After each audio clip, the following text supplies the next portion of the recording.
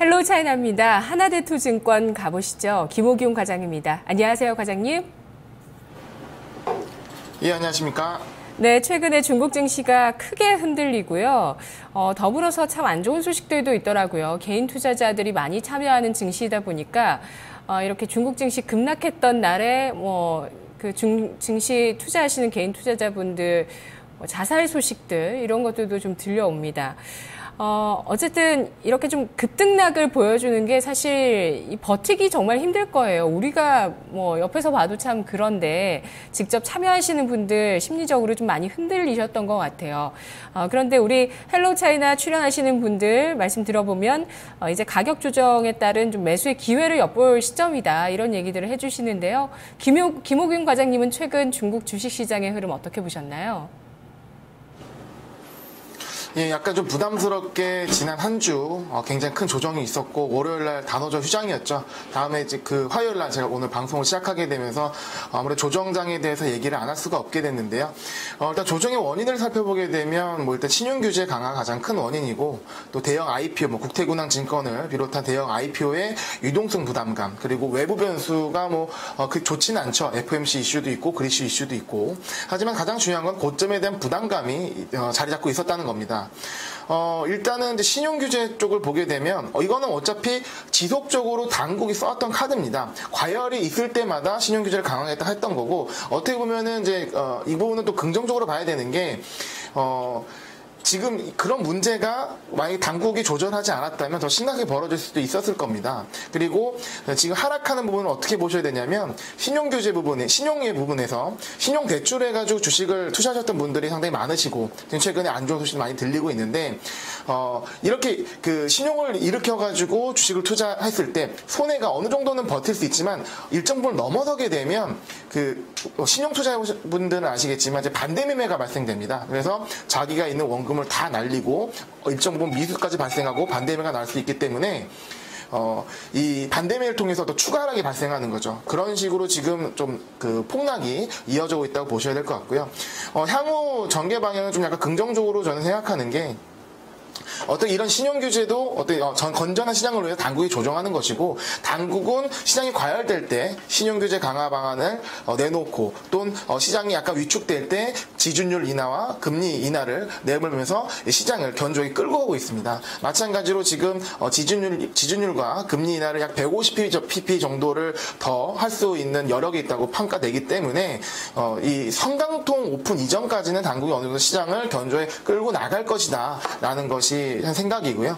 조정이 좀 다소 세게 왔지만 현재 상황에서 어느 정도 당국이 그 갭이 나오면서 시장이 회복을 할 것을 기대되고 하지만 중요한 것은 중국 시장 외국인이 별로 없고 개인 투자자가 굉장히 많은 시장으로서 변동성이 회전율도 높고 변동성이 높은 시장이기 때문에 상승을 하더라도 조정이 강하게 오면서 상승할 것이다라는 것이 중요하고 그렇기 때문에 상승장에서도 항상 대비를 하면서 투자를 진행하셔야 될 거라고 생각이 됩니다. 네. 자, 그러면 어떤 짧게 트레이딩하는 관점을 권유해 주시는 건지 말씀해 주시면서 오늘 기업 소개해 주시죠. 예, 이런 조정장에 대한 대응은 여러 가지가 있겠는데요. 일단 첫째, 현금 비중은 어느 정도 가져가는 부분이 있겠고요. 두 번째는 너무 이제 주도 업종 위주로, 그러니까 최근에 주도 업종이라는 인터넷 플러스나 1대1로 관련주도 많이 조정을 받았죠. 주도 업종 위주로 가는 것도 좋지만 일부 방어적인 종목을 편입해서 가는 것도 좋을 것이고 또 후강통 종목뿐만 아니라 홍콩 증시 같은 경우는 상대적으로 좀 덜 오른 측면이 있기 때문에 이런 시장 간 분산도 고려하면서 하게 되면 어느 정도 시장이 방어적으로 조정을 대비할 수 있다고 생각이 됩니다. 지난주에 조정장을 대비하라, 윈터 is coming 이렇게 말씀을 드리면서 내수 업종인 상해 강화연합을 말씀드렸는데 실제 월요일, 화요일까지, 수요일까지는 방어를 했습니다. 시장이 하락함에도 불구하고 방어를 했지만 목요일, 금요일에는 여지없이 이 종목도 마찬가지로 큰 폭의 하락을 했는데 역시 조정에는 장사 없다는 게 느껴지는 상황입니다. 그래서 좀 더 방어적인 종목을 찾아봤는데 우리나라 인생에서도 가장 방어적인 종목이 바로 한국전력 아니겠습니까? 그래서 중국의 전력회사인 국투전력홀딩스를 가져봤습니다. 네, 방어주 쪽으로 관심을 가지자 이미 조정장을 지난주에 예측해 주시면서 내수주 쪽 가지고 와주셨고 오늘은 더 방어적인 회사, 유틸리티 쪽 오늘 좀 알려주실 것 같아요. 네.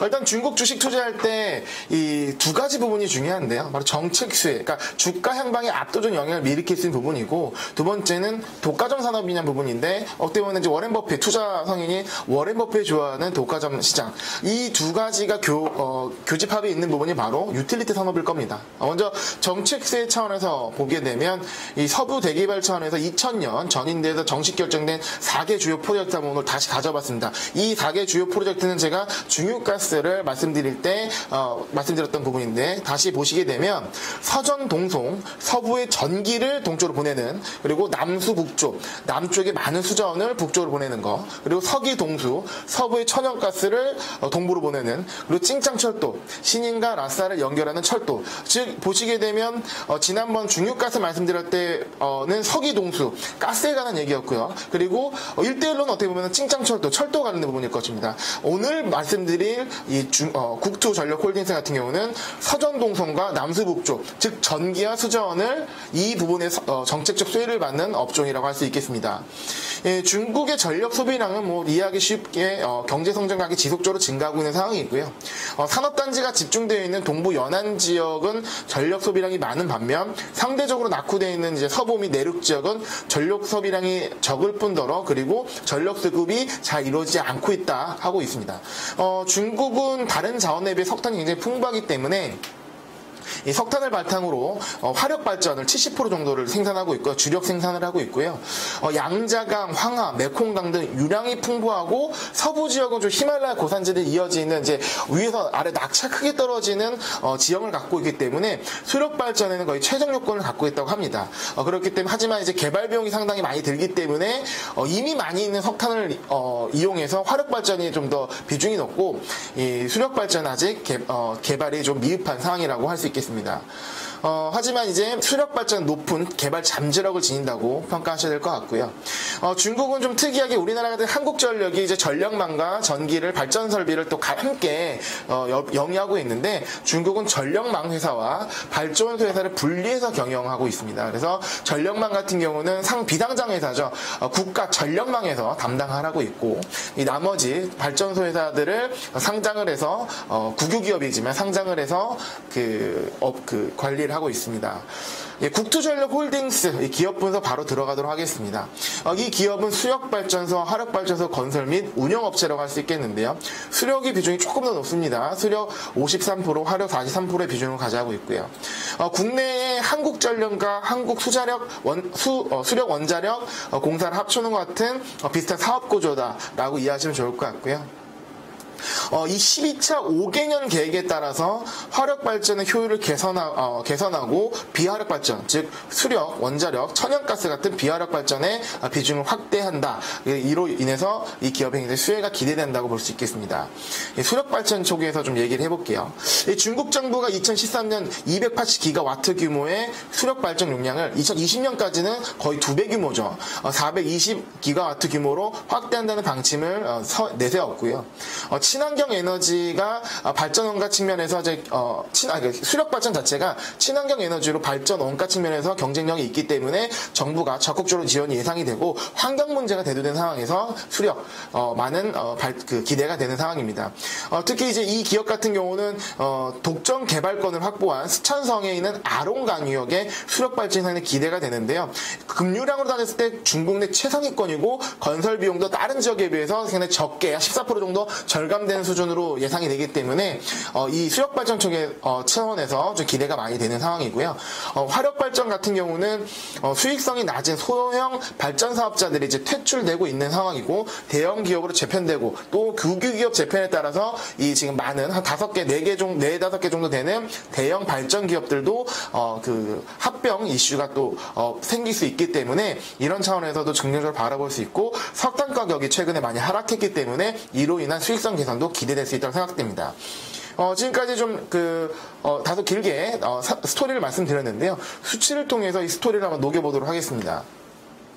재무분석상에 먼저 그 화면을 보시게 되면 매출액도 꾸준히 증가하고 있는 모습이고요. 계속 플러스 성장을 지속하고 있는 모습이고 영업이익 증가율이 상당히 높습니다. 2012년에는 140%, 14년에는 180%, 2014년에도 50% 정도 되는 영업이익 성장이 되고 있는 거고요. 이거는 바로 영업이익률이 반영이 되는데 영업이익률, 마진율, 즉 기업의 효율성 차원에서는 영업률이 계속 높아지고 있는데 최근에는 거의 30%대를 보이고 있습니다. 주요 대형 발전 기업 중에 제가 비교해 본 바로는 최대의 영업이익률을 자랑하고 있는 기업인데요. 반면에 단점도 있는데요. 다음 화면을 보시게 되면 부채 비율이 상당히 높습니다. 700, 800, 최근에는 500인데 이는 이제 수력 발전이 좀 비중이 높기 때문에 아까 말씀드렸던 수력 발전의 비용 개발 단가가 굉장히 높지 않습니까? 그래서 투자 비용이 많이 들었고 이러면서 부채가 높다고 이해하시면 좋겠는데 하지만 다행인 것은 이 부채 비율이 800에서 500으로 감소했다는 점이 긍정적으로 봐야 될 것 같습니다. 그리고 밸류에이션 상으로는 수익 개선에 따라서 PER이 30에서 10 이하로 지속적으로 낮아져서 밸류에이션 매력도 매우 높다고 생각할 수 있겠습니다. 네, 국투전력 홀딩스입니다. 지난번에 저희가 헬로우차이나에서 한 달 전쯤에 5월 중순에 이경민 PB도 한번 분석을 해줬던 기업인데요. 오늘 다시 보게 되고요. 수력과 화력을 같이 하고 있는 기업입니다. 특히 수력의 비중이 50% 조금 넘어가고 화력은 50% 가까이 되고 있다고 하는데요. 화력이 43% 지난번에 그렇게 좀 설명을 들었네요. 그때는 이제 다양한 비상장 기업들을 가지고 있어서 국유기업 개혁안을 시행했을 때 IPO 되면서 이런 자회사 가치가 부각될 수 있겠다는 스토리를 들려주셨었는데요. 오늘 또 김호균 과장님의 투자 포인트는 뭐가 될지 계속 좀 얘기를 들어보겠습니다. 일단 그 발전소와 전력망 관리를 같이 하고 있는 우리 기업과 다르게 중국 기업들은 이걸 분리해서 기업들이 운영되고 있다. 이 기업 같은 경우는 이제 발전소를 운영하는 업체다 이렇게 설명해 주셨는데 국내 기업과 비교를 해 주실 건가요? 네, 국내 기업 비교를 말고요. 이제 지난번에 국내 기업과 비교가 있었으니까 오늘은 중국 내 다른 발전회사 한번 비교를 해보겠습니다. 저도 이제 이 한국전력 같은 중국의 전력회사를 찾는 중에 국투전력홀딩스가 많이 추천이 되고 있는데 다른 전력회사도 많네요. 하필 국투전력홀딩스일까라는 고민을 많이 했거든요. 그래서 일단 간단하게 저희가 확인할 수 있는 게 제 재무제표니까 재무제표를 통해서 봤더니 국투전력홀딩스와 비슷한 규모를 갖고 있는 비슷한 발전 용량을 갖고 있는 회사가 네 군데가 있습니다. 화능국제전력, 그리고 대당국제발전, 화전국제전력 이렇게 세 곳이 있는데 얘네 이 기업들과 이제 그 재무 분석을 비교해 보니까 화전과 대당 같은 경우는 이익률이 굉장히 낮습니다. 그리고 성장도 마이너스 성장이 간혹가다 보이는 상황이고요. 이익률 차원에서는 화능국제전력이 이익률이 좀 높은 편인데 국투전력홀딩스가 좀 더 이익률이 높은 거로 나옵니다. 하지만 부채비율 측면에서는 다른 발전회사에 비해서 국투전력홀딩스가 이제 굉장히 높다는 다른 기업보다 높은 단점이 있는데 이거는 아까 말씀드렸던 것처럼 수력 부분에 그 차지하는 비중이 높고 그리고 하지만 그런 단점이 있음에도 불구하고 이 기업들은 국유기업입니다. 이 국투전력홀딩스는 국유기업이기 때문에 부채에 대해서 크게 걱정을 하지 않아야 된다라는 부채 비율에 대한 부담을 좀 감소했다는 걸 말씀드리고요. 그래서 비교 결과는 이 네 개의 비슷한 규모를 가진 전력 회사 중에 가장 매력도가 높다라고 판단되고 그래서 저도 탑픽으로 가져왔습니다. 일단은 지난번 헬로우차이나에서 다른 분께 소개해 주셨을 때는 이 국유기업 재편 기대감 이 부분을 중점으로 강조하셨을 겁니다. 말씀하신 대로 자회사 지분이 굉장히 많기 있기 때문에 그리고 최근에 1대1로 중국 남차 북차 합병 그리고 중철과 철도건 중국 철건의 합병 이슈 이런 걸 통해서 그 중국 국유기업 개편에 대한 기대감도 수혜를 받는다라고 할 수 있겠고요. 근데 지금 최근에는 그 테마적으로 이슈적으로 국유기업 재편 기대감보다는 가장 중요한 것은 이 조정장애 방어를 할 수 있냐 이런 부분일 겁니다. 그래서 그 차트를 보시게 되면 다른 종목들이 굉장히 하락할 때 일봉상으로 봐더라도 이 국투전력홀딩스는 빠지지 않았습니다. 물론 오를 때도 그렇게 크게 세게 오르진 않았죠. 그렇기 때문에 조정장에서 방어 효과가 눈으로 확인되는 종목입니다. 그래서 지금같이 좀 위태위태 할 때 포트폴리오에 밸류에이션도 좋고 실적도 좋고 정책 수혜도 있고 장기적으로 굉장히 좋은 종목이면서도 방어적인 효과가 입증된 기업으로서 국투전력홀딩스 굉장히 매력적인 기업이라 생각이 됩니다. 차트 보면서 가격 분석해드리도록 하겠습니다. 먼저 이제 주봉을 보시게 되면, 주봉상으로 보게 되면 잠깐 방금 말씀드렸던 것처럼 많이 안 올랐다고 했는데, 주봉으로 보게 되면 뚜렷하게 우상향 그리면서 올랐다는 점을 확인할 수 있습니다. 그래서 그 실적인 측면도 반영이 됐고, 하지만 밸류전상으로 PR이 좀 낮은 상황이기 때문에 좀 더 상승 여력이 높다고 좀 판단이 되고요. 일봉을 보시게 되면 최근에 많이 오르지도 않았지만 최근에 모든 종목들이 하락할 때 국투전력홀딩스는 이제 버텨줬다는 것을 차트로 확인할 수 있을 겁니다. 일단은 현재 가격 13.7 위안 수준에서 진입을 가능하다고 보여지고요. 지금 시장이 조금 소폭 하락하는 상황인데 손절가를 11.2위안 정도를 두고 진입을 하면 어떨까 싶습니다. 그리고 목표가는 지금 차트상으로 보시게 되면 이제 소폭 상승 중에 하락을 했다가 다시 올라가는 모습을 약간 N자형 파동을 보여주고 있는데, 이 파동을 그대로 하게 된다면 하락 시 한 2위안 정도 하락을 했고 상승 시 5위안 정도로 상승했거든요. 그러면 이게 좀 반복된다고 봤을 때 이제 목표가는 이제 파동 기준으로 한 18위안 정도를 목표가로 제시하도록 하겠습니다. 네, 알겠습니다. 과장님 잘 들었습니다. 네, 감사합니다. 네, 고맙습니다. 이렇게 좀 맥락이 있는 것 같아요. 어제 우리 주식시장에서 한국전력에 대한 얘기를 상당히 많이 했고, 뭐 추천도 많이 나왔던 것 같은데요. 중국에서는 지금 중국장이 워낙 또 변동성이 있다 보니까 이런 좀 조정장에서 강한 방어주적인 성격, 그리고 실적 개선세가 나타나고 정책적인 수혜도 받고 밸류에이션 매력이 있다고 하는 오늘 알아봤던 기업, 화력과 수력을 같이 하고 있는 기업이죠. 국투전력에 대해서 알아봤습니다. 전략 세워봤고요. 마켓 이마 기장에서 뵙겠습니다.